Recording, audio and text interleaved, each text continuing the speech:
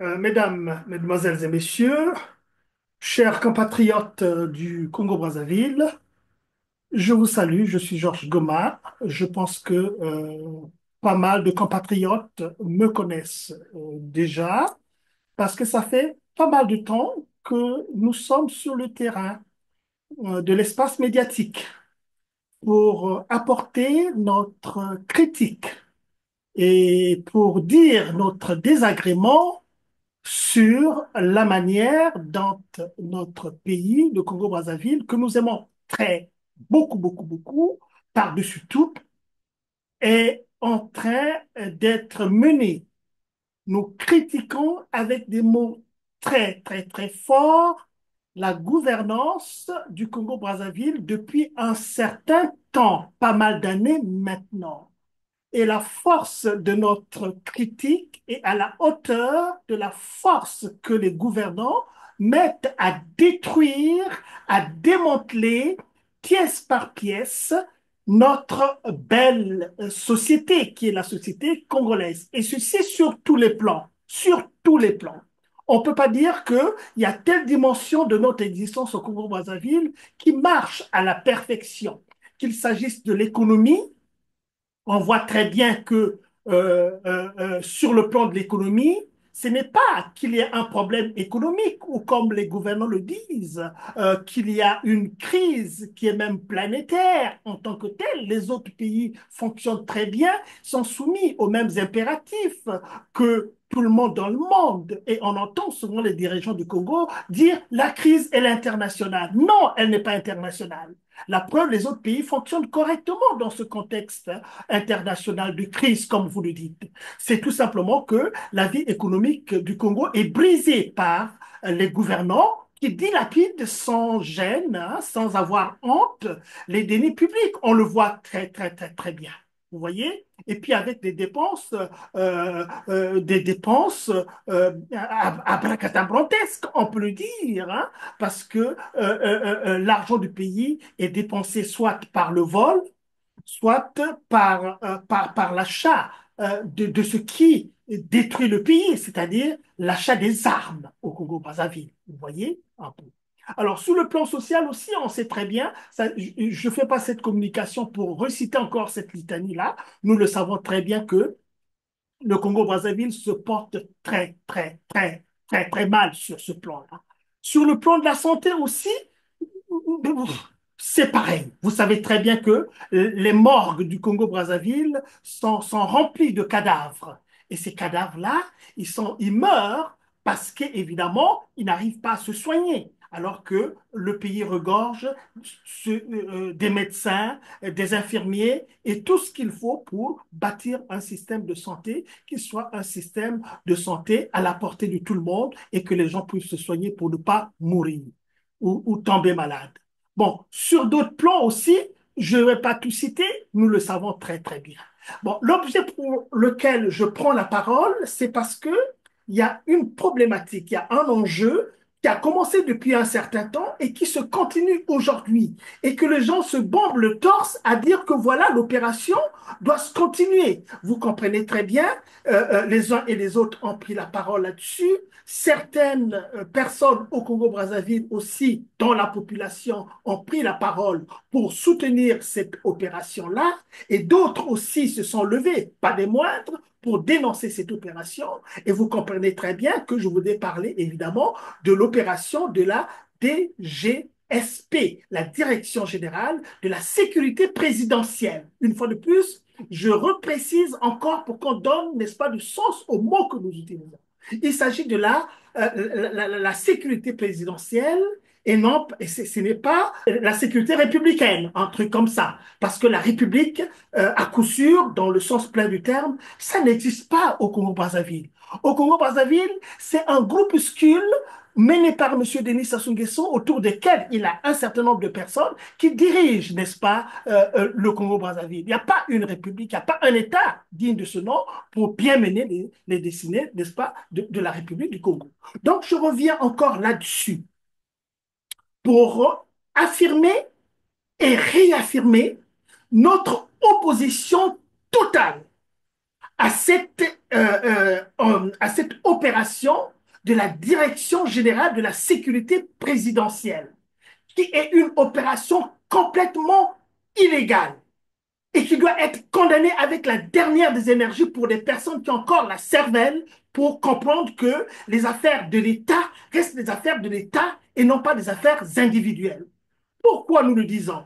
La première des choses, nous condamnons évidemment, n'est-ce pas, les actes que commettent cette jeunesse désœuvrée qui sème la terreur dans nos quartiers. Ça, on ne discute pas là-dessus.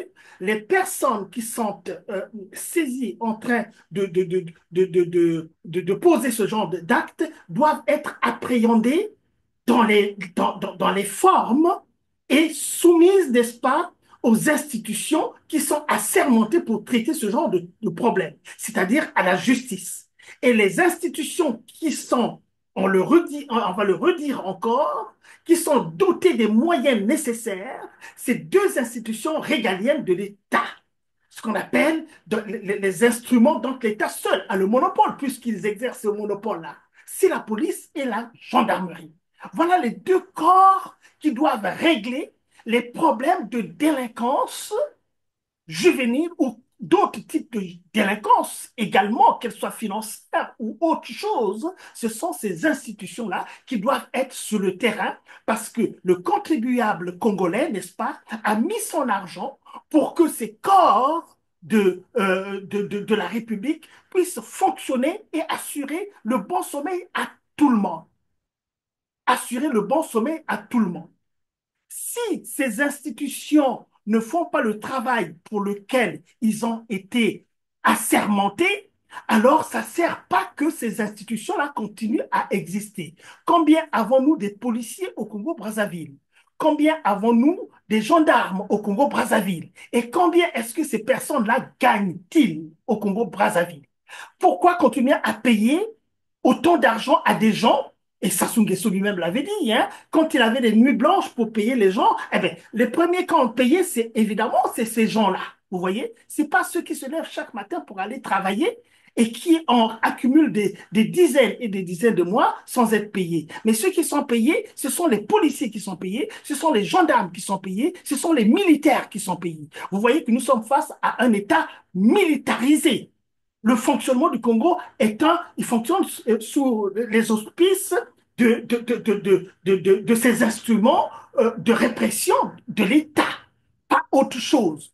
Donc, une fois de plus, nous continuons à dire, puisque d'ailleurs M. Denis Sassou Nguesso est encore sorti là dernièrement, on l'a entendu, n'est-ce pas, c'est lui qui a donné l'autorisation, n'est-ce pas, à cette opération qui va se continuer. Mais cette opération qui va se continuer, ça renforce finalement le caractère propre de M. Denis Sassou Nguesso que nous disons tout le temps, c'est-à-dire ils posent des actes politiques et nous regardons ces actes politiques, nous les décrivons, nous les analysons et nous leur renvoyons à leur propre figure, sur leur propre tranche, ce qu'est la nature de leur gouvernance. Vous voyez, il y a un article de la Constitution de M. Denis Sassou Nguesso, où il déclare que M.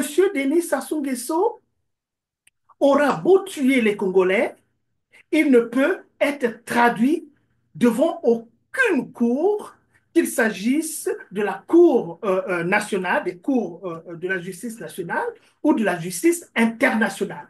Donc, vous voyez très bien le caractère de la personne que durant toute sa gouvernance, les choses les plus essentielles qui lui permettent de se pérenniser au pouvoir, c'est donc les armes, c'est-à-dire ce sont ces instruments de la mort, mais pas autre chose. Et on le voit très, très, très bien. Ils achètent des armes, ils n'ont qu'acheter des armes, alors que le Congo, l'armée du Congo-Brazzaville, qui est dotée à ce niveau, n'a jamais, du tout jamais, les Angolais sont venus faire la fête à nos frontières, ont même tué des gens des responsables politiques sur notre territoire. Et là où l'armée était attendue qu'elle réagisse face à un tel affront, on n'a pas vu l'armée congolaise. Mais où sont les généraux du Congo-Brazzaville qu'un autre pays vienne attaquer l'intégrité de notre territoire et que on ne voit pas cette armée qui se taille les armes qu'on achète? C'est pour réagir à ce genre de choses. Il aurait fallu que l'armée congolaise puisse rentrer en Angola également pour riposter par rapport à l'affront que l'Angola nous a fait sur notre territoire. On peut multiplier des exemples comme ça. On ne voit pas l'armée congolaise. Et on a même pensé à un moment que non, écoutez, mais qu'est-ce qu'ils font là, les militaires congolais? En dehors de porter un peu les uniformes qui trimballent partout, et d'autres, on les voit dans les débits de boissons avec la tenue militaire et complètement assommés parce que ivres morts, avec la tenue qui devait être respectée, on les voit dans les rues de Brazzaville, on le voit. Et puis d'autres aussi, les grands messieurs, les grands généraux, parés de tous ces machins-là sur le corps. Mais qu'est-ce que vous faites? Vous ne faites absolument rien. Mais pourquoi on vous paye autant d'argent? On vous paye pour rien. Pourquoi le contribuable congolais vous paye autant d'argent alors que lui-même, vous le soumettez à un régime de pauvreté incroyable? Vous voyez? Donc, vous comprenez très bien que l'armée congolaise, finalement, et la police, toutes ces institutions-là, ça ne sert finalement à quoi? Ça sert à quoi? Donc, nous sommes complètement contre cette opération. Nous sommes contre cette opération parce qu'il n'appartient pas à l'armée, n'est-ce pas, de rentrer dans les rues de Brazzaville ou de Pointe-Noire dans la République à massacrer, à tirer sur les jeunes comme, n'est-ce pas, des lapins que l'on abat dans toute la République. Et ceux qui soutiennent cette opération-là, il faut vraiment changer. Il faut que nous soyons un peu plus intelligents que ça. Parce que les institutions sont les choses les plus essentielles dans le fonctionnement d'une république. Si évidemment on ne comprend pas le fonctionnement des institutions, on peut comprendre que évidemment les gens se lèvent pour applaudir une opération qui est une opération criminelle parce qu'on tue les jeunes. Les jeunes d'une république, ça ne on tue pas. On ne peut pas régler la criminalité par la criminalité. Ça, c'est le comportement des bandes de brigands en fait, qui se règlent les comptes entre eux. C'est ça la réalité. Ce sont les bandes des bandes de criminels qui se règlent, de la mafia qui se règlent des comptes. Mais un État, ça se respecte d'abord. Ça se respecte et ça fonctionne fondamentalement sur la base, n'est-ce pas, de l'essence même des institutions. On ne se lève pas comme ça, aller dans la ville et tirer sur les jeunes comme des petits lapins. Et nous l'avons dit encore. Si les jeunes sont arrivés à cet état-là, c'est tout simplement parce que les parents, quand on dit les parents, y compris l'État, a failli à son rôle d'éducation. Ça, il ne faut pas l'oublier du tout. Bon, maintenant, par gradation, on peut comprendre que la famille, c'est la cellule de base de toutes les sociétés. Donc, c'est à partir de la famille que on se socialise en premier. Donc, la responsabilité de la famille, n'est-ce pas, est convoquée dans de tels cas. Mais voilà, on n'excuse pas la responsabilité de la famille. Mais quand on voit comment est-ce que la famille est traitée par l'État, c'est ça aussi. Il y a une causalité nécessaire que les gens doivent prendre en ligne de compte. Nous, en tant que scientifiques, nous connaissons ces choses-là, mais il faut qu'on apporte quand même la connaissance scientifique aussi au niveau de la compréhension de tout un chacun. C'est-à-dire que ce que nous voyons, évidemment, c'est... voilà. Mais fondamentalement, dans une société, tout se tient, c'est un tout, fait des parties, mais la logique du tout est essentielle. C'est-à-dire que quand un État est inopérationnel, quand un État n'apporte pas le bien-être à sa population, on ne peut voir que des choses comme cela. Et les gens, évidemment, à qui on refuse même l'éducation, eh bien, ils ne peuvent pas comprendre un peu ces complexités-là. Et pourtant, la vérité se trouve dans ces complexités-là. Donc, nous condamnons avec la dernière des énergies et les Congolais doivent le comprendre, qu'ils n'ont qu'à s'en prendre à leur régime de gouvernance actuelle qui n'assure pas, qui n'assume pas, qui n'assure pas et qui n'assume pas. Et puis, pas une autre chose, puisqu'ils ont pris, n'est-ce pas, l'habitude de tirer sur les jeunes comme des petits lapins, ben alors, on a bien vu quand même aussi que les autres Koulouna en question qu'ils ont pu attraper là, et on les traduit en justice là. On a vu Ngakala encore faire son théâtre là, son cinéma là. Hein? Et la pauvre petite Morgane, la jeune albinos, que l'on tiraille, que l'on massacre. Ben, quand je vois ces jeunes-là, en plus, je me demande, alors, ce sont ces petits-là en question. Mais la petite, elle est frêle, elle est frêle, elle est maigre, un peu maigrichonne comme ça, là, un peu éblouie. Et moi, c'est donc ça qui fait la terreur dans les quartiers. C'est ça qui fait la terreur dans les quartiers. Vous voyez, un peu? Donc, bon, voilà. Mais pourquoi on l'a pas, elle, on l'a pas shooté? Pourquoi on l'a pas shooté? Pourquoi on l'a pas tiré sur elle? Puisque le principe de fond, c'est les Koulouna, il faut les abattre à vue. Hein? Et ceux qui ont tué Monsieur Obambi, on les a vus aussi, on les a traduits en justice, là, on les a traduits en justice. Ils ont même expliqué comment ils ont opéré, n'est-ce pas, leur colonisme. Hein? Et ils ont opéré. Mais pourquoi on ne les a pas abattus? Puisque le principe de fond, c'est d'abattre les Koulouna. Et vous en avez eu là. Vous en avez eu, les Koulouna là sont là. Ils sont là en tant que tels. Pourquoi vous ne les avez pas abattus? Ah ben là, vous êtes responsable. Monsieur Oboa, vous vous êtes mis dans des sales draps. Vous êtes étiqueté désormais comme un criminel et vous devez être traité comme un criminel. Vous avez la puissance que vous avez quand vous m'entendez. C'est sûr que, je ne sais pas, le degré de rage que vous devez avoir à me voir dire des choses comme ça, mais qu'à cela ne tienne, vous vous êtes fourré dans des sales draps parce que vous n'arrivez même pas à comprendre, mais comment est-ce qu'on peut m'envoyer, comment M. Denis Sassou Nguesso, qui lui-même est bien habitué à ça, comment je peux accepter d'aller dans les rues de Brazzaville à découvert et me mettre à tirer sur la jeunesse? Mais ça, il y a même des traités au niveau international qui l'interdisent en tant que tel. Donc, vous êtes grillé, vous êtes brûlé par votre inconséquence ou par votre inintelligence à vouloir vous engager dans des responsabilités qui n'ont absolument pas de sens, qui n'ont pour décence que de vous mettre dans des situations très, très, très... Vous vous condamnez, monsieur Oboa. Je suis vraiment désolé de votre sort. Je suis désolé de votre sort. Alors, une autre affaire aussi que je voulais dire, mais c'est un peu cet amour des armes, cet amour du pouvoir, cet acharnement à vouloir le pouvoir à tous les prix, on les entend dire le pouvoir pour les pouvoirs. J'ai même lu que M. Denis Sassou Nguesso aurait dit à ses partisans que non, mais même si je meurs, gardez le pouvoir, gardez le pouvoir. Mais ça, c'est vraiment j'ai vraiment du mal. J'ai vraiment du mal. Comment est-ce que dans le cerveau de M. Denis Sassou Nguesso, une telle vision s'est cristallisée, s'est durcie pour ne pas comprendre que non, mais écoutez, oh, mais si c'est possible que je puisse mourir un jour ou l'autre. Mais comment essayer de tempérer la chose?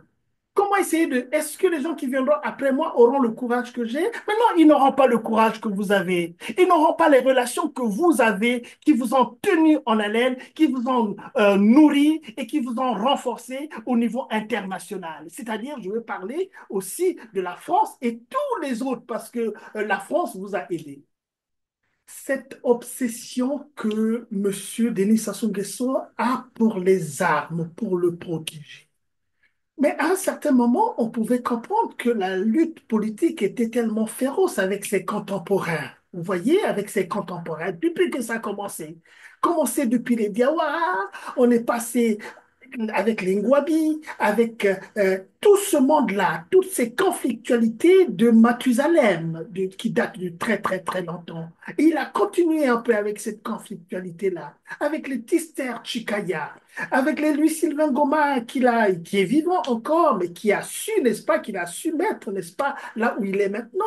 Et puis les Boukabayanguma, il y a tous ces contemporains avec lesquels il a vraiment eu des problèmes politiques. Les Katalis sont tous morts. Toutes ces personnes, les Yombi Opango sont passés, les Mukwege sont passés, comment on l'appelle, l'ancien ministre de Mungunga Gilan Kombo sont passés, les Nimi Madingu sont passés, c'est-à-dire toutes ces personnes qui pouvaient avoir suffisamment de raisons de lui faire la peau en tant que tel, si je peux m'exprimer ainsi. Tout le monde est mort, tout le monde est passé.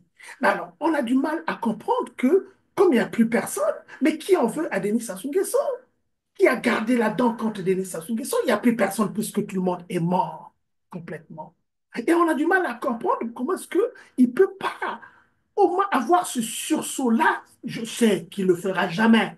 Il est tellement imbu de sa personne qu'il ne le fera jamais. Mais on ne peut pas s'empêcher quand même d'attirer l'attention quand même à ce niveau-là pour bien comprendre un peu la nature de l'homme. Cette nature, je ne sais pas comment la qualifier d'une personne qui, comme ça, ne pense même pas à sa descendance. Souvent, on l'a dit, quoi, quand même. Quand on est mort, on est mort. La fête qu'on peut faire des gens qui t'ont soutenu derrière, tu n'es plus là pour manager et puis protéger. C'est ça le problème. C'est-à-dire que c'est le moment où M. Denis Sassou Nguesso devait se dire qu'écoutez, reconnaître un peu ses erreurs. C'est ça aussi la grandeur. C'est de reconnaître les erreurs, puisque les erreurs, on a posé des actes. Il a posé des actes historiques. Donc il est conscient. Il est rentré dans des combines. Il sait ce qu'il a fait. Ils savent ce qu'ils ont fait. Et dans ce qu'ils ont fait, ils savent que c'était pas bien. C'était pas bien. Et c'est même ça qui a détruit le pays, puisqu'ils le reconnaissent maintenant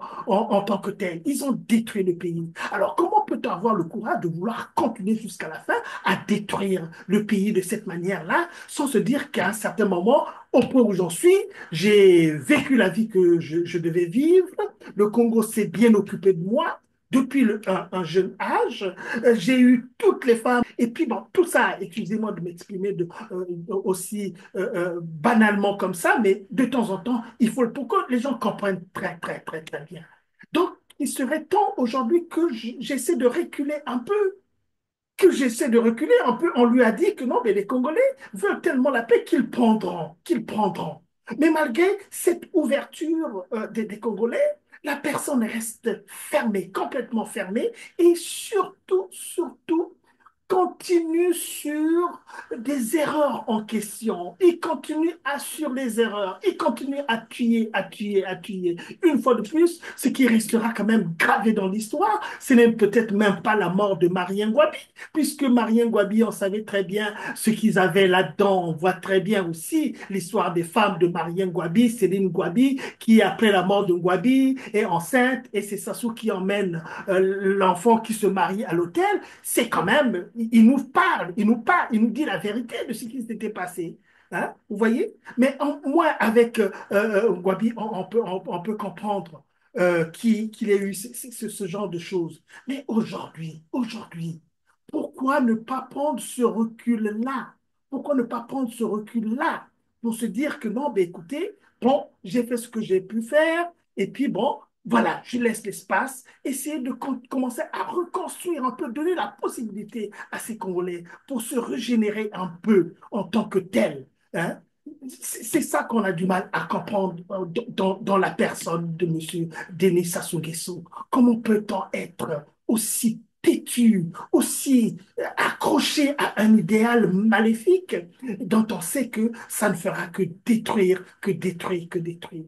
Et une autre chose aussi, euh, sincèrement, le corps en souffrance, ce sont les prises de parole.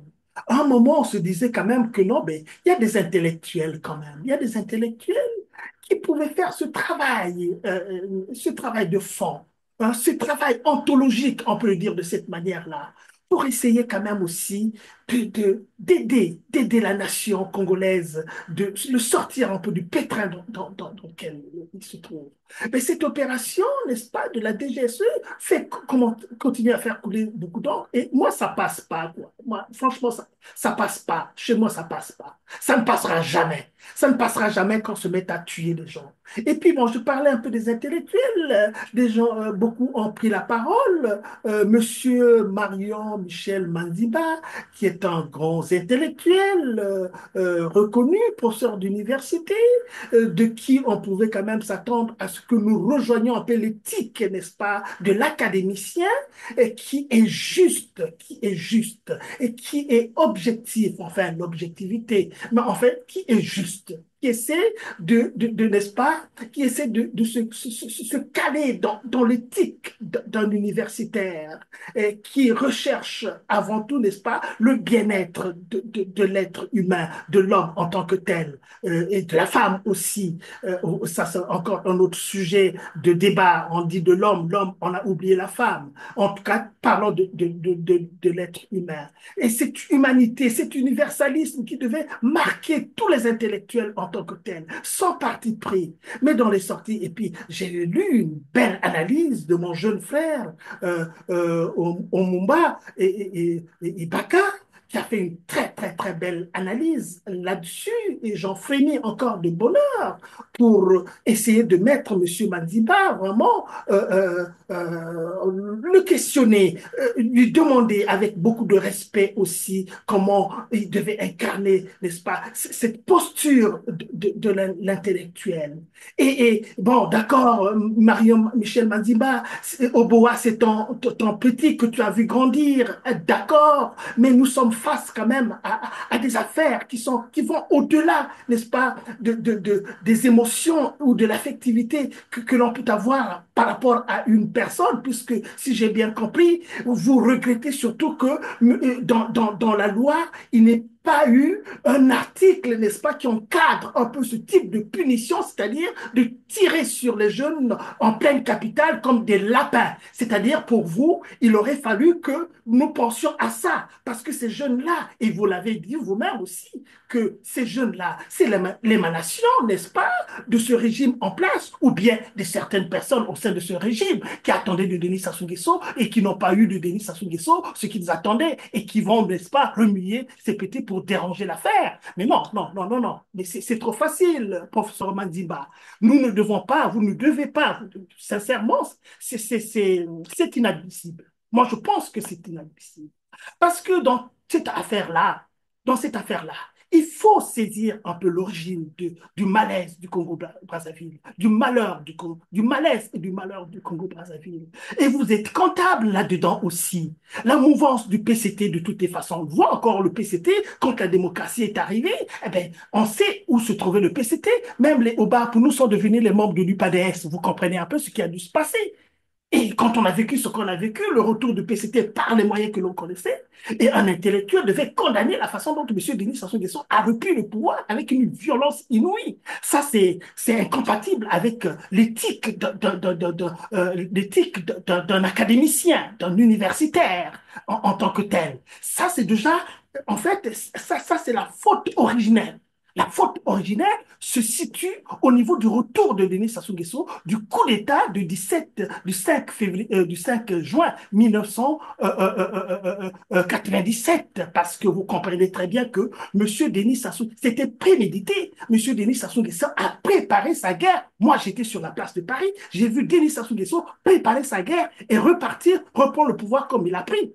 Donc là, déjà, si vous vous inscrivez dans une démarche comme ça, sachez que vous êtes mouillé. Si on veut vraiment parler un peu des valeurs républicaines en tant que telles, et il paraît que le Congo fonctionne sur les bases d'une république. Donc, Monsieur Mario Mandiba, le fait de vous inscrire avec Monsieur Lekoto, puisque vous avez travaillé avec lui, dans cette perspective-là, ça vous brûle déjà en tant que tel. Mais c'est votre droit le plus absolu de choisir avec qui vous voulez coucher ou avec qui vous voulez copiner. Mais il faut avoir la suite dans les idées. Parce que nous, dans cette affaire-là, nous sommes là, on a la soixantaine maintenant là. On n'a plus rien à attendre du Congo-Brazzaville en tant que politique, en tant que tel.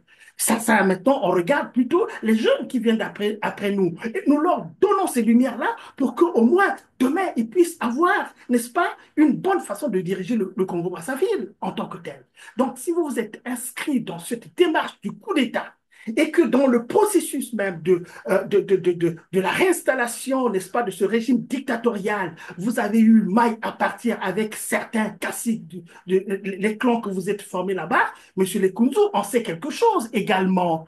Il en sait quelque chose. Et quand il était à deux doigts de mourir, ça est venu le chercher pour qu'il aille mourir là-bas. Ne pensez pas que ces gestes-là sont des gestes anodins. On connaît bien ce qui se passe là-dedans. Donc, voilà. Mais si vous en êtes distancié avec le régime de Denis Sassou Nguesso, et c'est bien parce on a failli vous faire la peau également. Et on entend même dire que c'est le jeune Oboa qui vous a sauvé la mise. On peut reconnaître un peu ces petites transactions-là, mais nous restons dans le cadre de l'émotion et que nous voulons plutôt des intellectuels pour essayer de nous remettre la machine en place pour redémarrer, n'est-ce pas, ce pays qui a été effiloché, qui a été détruit, qui a été égardé par un régime sans foi ni loi qui, jusqu'aujourd'hui, n'est pas fatigué de continuer à démanteler le pays, à détruire le pays. Ils sont toujours là, comme j'ai une expression que je prends souvent, le cheval masqué qui est au galop. Vous voyez un peu? Donc, je peux bien comprendre que vous ayez du cœur pour votre petit frère, mais il faut condamner ce qui se passe, Monsieur Mandimba. On ne bat pas les jeunes. Vous êtes un juriste, vous êtes vraiment, vous êtes un expert du droit. Un expert du droit, une fois que le droit a été, n'est-ce pas, effiloché, il doit s'ériger avec une force incroyable à condamner. Vous ne pouvez pas vous lever pour dire que non, mais écoutez, oh, on aurait pu encadrer, on aurait pu prévoir un article là-dessus pour que finalement Oboa puisse tuer tranquillement dans Brazzaville ces petits lapins-là et puis qu'il n'y ait pas de problème. Ça me fend le cœur. Ça me... Monsieur Mandiba, je vous connais, on n'a jamais parlé avec vous. J'avais un peu de respect pour vous dans certains machins, mais là, quand vous sortez un peu de cette manière-là, ça me froisse en tant que, en tant qu'académicien, moi aussi, parce que cette vie académique, je la connais très, très bien. Pour vous dire, j'ai enseigné en France, j'ai enseigné aux États-Unis, en ce moment, j'enseigne au Canada. Donc, je suis dans le monde universitaire et j'ai la légitimité de dire ce que je suis en train de dire. Tout universitaire devait être une personne juste. Ben, vous voyez ce qui s'est passé en Allemagne, hein? Les vrais scientifiques en Allemagne qui n'ont pas voulu se coucher un peu dans la folie hitlérienne du nazisme. Et qu'est-ce qu'ils ont fait par tous les moyens? Ils ont fui l'Allemagne. Ils ont fui l'Allemagne, ils sont allés s'installer aux États-Unis. Beaucoup, les grands scientifiques, les grands sociologues, les grands scientifiques allemands sont aux États-Unis et ils ont fait le travail scientifique comme ils devaient le faire. Vous voyez un peu? Mais ceux qui, évidemment, se sont corrompus, ils sont restés avec Hitler, ils ont fait ce qu'ils ont fait, et puis, bon, voilà. Et ils ont eu aussi, après la chute de l'hitlérisme, ils sont mis à fuir partout, mais là où ils ont fui, on est allé les trouver, on les a trouvés. On ne peut pas se planquer quelque part impunément, vous voyez? Donc, faisons très attention, faisons très attention. Monsieur Denis Sassou Nguesso ne veut pas entendre raison. Mais Monsieur Sassou Nguesso, Monsieur Mario Mandiba, je pense que vous vivrez au-delà de Monsieur Denis Sassou Nguesso. Mais là, attention, mais quand, évidemment, si par bonheur, un système se met en place, il faut la répandre. Il faut la répandre.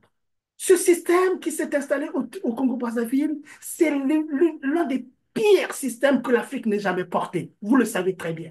Et je prends encore à témoin Monsieur Théophile Obenga, que vous connaissez certainement très, très, très bien. Monsieur Théophile Obenga l'a dit clairement que le Congo-Brazzaville est un pays violent, extrêmement violent. On ne peut pas trouver d'exemple en Afrique. Et vous, vous êtes inscrit, évidemment, dans cette violence, dans ce régime qui est très, très violent et qui ne pense qu'à éliminer, à tuer et encore à tuer. Et maintenant, voilà, vous n'avez pas pu élever les enfants, vous avez cassé l'école, Sassou Nguesso lui-même l'a dit, on va le redire, puisque apparemment, même quand on lui redit ce qu'il a dit lui-même, ben, ça lui fait ni chaud ni chaud ni froid, personne autour de lui, ça lui fait ni chaud ni froid. Nous avons pris la décision de casser l'éducation. Nous avons atteint 100% des années 70 au début 80. Mais début 80, ça équivaut, n'est-ce pas, à son arrivée au pouvoir. Vous le savez très, très, très bien. Vous le savez très, très bien. Donc, il a détruit l'éducation. Mais c'est par l'éducation qu'on forme des bons citoyens, des gens qui sont respectables et qui ne sont pas des brigands. Mais maintenant, quand vous avez retiré l'éducation aux gens, les gens ne se forment pas. Ça fabrique quoi? Mais ça fabrique des jeunes délinquants, désœuvrés, sans emploi. Et puis ces jeunes-là, c'est le même jeunes que vous avez ramassés, vous et Sassou Nguesso finalement, vous et Sassou Nguesso, puisque vous l'avez soutenu, vous avez ramassé ces jeunes désœuvrés, vous avez mis dans l'armée et dans les milices, évidemment, vous avez reconquis le pouvoir, et ces jeunes-là sont allés tuer leurs contemporains, leurs compatriotes dans les régions du Sud, et vous le savez. Et l'autre chose qui me fait mal au cœur, c'est quand j'entends ce que vous avez dit à mon jeune frère Faye Monama. c'est écœurant d'entendre que non, mais nous, au nord, ben écoute, oui, on peut avoir des problèmes à notre niveau, mais quand on s'attaque à nous, on se regroupe. Oh là là, monsieur Marion Mandimba, je suis vraiment outré. Je suis vraiment outré. Et pourtant, vous êtes les premiers à avoir condamné Lissouba. Il paraît qu'il était un tribal. Il était tribal. Mais un professeur d'université qui se lève que non, mais nous, au nord, quand on s'attaque à nous, on se regroupe. Ah, vous êtes donc dans cette idéologie du pouvoir au nord, quelles que soient les conditions, même si, comme l'a dit mon jeune frère Omumba Ibaka, mais vous êtes un homme de science, même quand on vous apporte un faisceau d'indices, de preuves que non, mais là, vous avez fait erreur, vous les rejetez tout simplement et vous continuez comme un cheval masqué aussi dans la bêtise. Ah, ça m'écoeure. Ça m'écoeure. Au moment où on pensait quand même, et Marien Gwabi, les Kundus se revendiquaient, oh, on va tuer Marien Gwabi pour la deuxième fois. Ah, il pensait quand même, mais il est parti, il n'a pas dit comment Marien Gwabi est mort, et pourtant il en sait quelque chose, non? Peut-être qu'il vous en a parlé, mais dites-nous un peu pour qu'on essaie de régler un peu cette affaire-là. Vous voyez? Donc, soyons quand même sérieux de passer son temps et son intelligence à défendre la tribu en tant que telle. Les Souba n'étaient pas tribales parce que durant sa gouvernance, vous voyez combien les généraux que les Souba a nommés? Aucun général de sa région. Et quelle est la région qui a reçu beaucoup de généraux quand les Souba les a nommés? C'est bien la cuvette, non? C'est bien la cuvette, non? Est-ce que ça, il n'y a pas de données là-dessus? Vous n'avez pas ces données-là? Hein? Vous n'avez pas ces données-là? Donc, je suis vraiment désolé. Voilà, c'est quand même terrible. Et bien sûr, vous l'avez dit aussi vous-même que ben, les jeunes Cobras, les jeunes qu'on a envoyés dans les régions, tuer leurs propres compatriotes et tout cela, vous les avez mis à l'écart. Ici en France, hein, vous avez dit que non, mais faites attention, faille. Hein. Le problème que vous avez eu avec mon petit oncle ou mon petit neveu, Bokilo et tout ça là, tu sais, à Paris, hein, c'est plein de cobras qui sont ici, hein, prêts à en découdre avec vous. Oh, mais quel... J'ai du mal, vraiment, j'ai du mal à... Je ne pensais pas que M. Mandiba pouvait arriver à de telles extrémités de... Je ne sais pas, j'ai pas envie de prononcer des expressions, mais ça m'écoeure. Vraiment, ça m'écoeure beaucoup. Ça m'écoeure. Bon, alors, je vais apprendre à arrêter aussi quand je vais parler de quelque chose, mais je vais quand même finir par dire ceci. Nous sommes en transition démocratique au Congo-Brazzaville. Ce n'est pas terminé. Ce qui s'est passé dans les années 90, 92, avec l'élection de Pascal Lissouba, eh ben, c'est une volonté manifeste pour les Congolais d'aller vers la démocratie et pour les Africains d'aller vers la démocratie. Et puis le Congo n'est pas le seul à être confronté à cette résistance au changement-là. On voit très bien en Côte d'Ivoire, on voit très bien au Cameroun. Là, en ce moment, il se passe des choses au Cameroun parce que le Cameroun est frère jumeau du Congo-Brazzaville. C'est le même, c'est le même déterminisme qui se passe au Cameroun, qui va se passer au Congo-Brazzaville, puisque les deux régimes ont toujours joué au qui perd gagne, c'est-à-dire ils ont l'armée, ils ont les armes pour se maintenir au pouvoir. Mais là, ce qui s'est passé au Cameroun, là, hein, ce qui s'est passé est tellement flagrant, tellement flagrant. Mais Issa Chiroma a gagné à plate couture. Alors, à plate couture, au point même où le régime en place est surpris de cette déconvenue-là. Mais malgré tout, au lieu de faire un monde honorable, M. Biya, à 92 ou 93 ans, au lieu de sortir par la grande porte et lui permettre de terminer sa vie tranquillement, et voilà, il s'agrippe au pouvoir, il s'agrippe au pouvoir. Mais il se passe des choses là-bas au Cameroun, hein. Hein, il ne s'est pas encore gagné là. Hein, il n'a pas encore gagné un peu son échec là. Et ça ne va pas se passer tel que je vois les choses se passer là-bas. Ça ne va pas se passer comme il voudrait. On a encore des choses attendues du Cameroun. Mais au Congo-Brazzaville, c'est la même chose. C'est la même chose. Ne vous en faites pas. Ne vous en faites pas. Donc, je continue à dire aux amis de lutte, hein, aux amis de lutte, renforçons-nous dans la lutte. Nous défendons les vraies valeurs. Hein. Les valeurs que nous défendons, ce sont des valeurs de progrès, des valeurs de démocratie qui pensent évidemment une vision pour le bien-être du Congolais. Et aussi, des équipes travaillent là-dessus pour proposer, n'est-ce pas, aux Congolais une nouvelle alternative, notamment dans le sens de la renaissance du Congo-Brazzaville. Les gens travaillent comme des malades là-dessus et le moment venu, ils présenteront, n'est-ce pas, aux populations que voilà, vous avez deux choix, un choix A et un choix B. Et je vous laisse le choix de définir ce qu'est le choix A, qui est le choix de la mort, et le choix B, qui est le choix, n'est-ce pas, de la vie en tant que tel. Voyez? Donc, voilà ce que je voulais nécessairement prendre cette parole pour dire cela et dire aux Congolais que nous ne lâcherons pas, nous ne lâcherons pas. Et comme Manziba l'a dit, hein, les cobras, là, les cobras sont pleins partout, là, en France, pas seulement en France, même ici au Québec, hein, au Canada, ils sont partout aussi, hein, parce que là aussi, ça soude les assortis, hein, avec les étrangers, les Français qui l'ont aidé à reprendre le pouvoir, eh bien, c'est facile d'avoir les visas hein, à l'ambassade, avec, ils le savent de toutes les façons. On les donne facilement les visas. Allez vous faire une virginité ailleurs, et puis en allant là-bas, vous êtes en mission commandée. Regardez un peu les gens qui nous emmerdent un peu trop. Si à un moment vous avez l'occasion de leur faire la peau, faites-leur la peau. Mais on les attend, on les attend. Il n'y a pas de problème à ça, il n'y a pas de problème à ça. Notre mort, au fond, hein, il n'y a aucune valeur à notre mort de toutes les façons. Hein. On sait que nous mourrons tous, mais mieux vaut peut-être penser aussi à avoir donné beaucoup plus de valeur à sa mort que de mourir un peu gratuitement comme ça, bêtement, gratuitement. OK? Allez, ben merci beaucoup et merci de m'avoir écouté. Nous restons debout et le Congo renaîtra. Ça, c'est clair et net. Le Congo renaîtra. Il n'y a aucun doute là-dessus. Même derrière nous, les jeunes qui nous voient faire ce que nous sommes en train de faire, ils sauront quoi faire le moment venu. OK?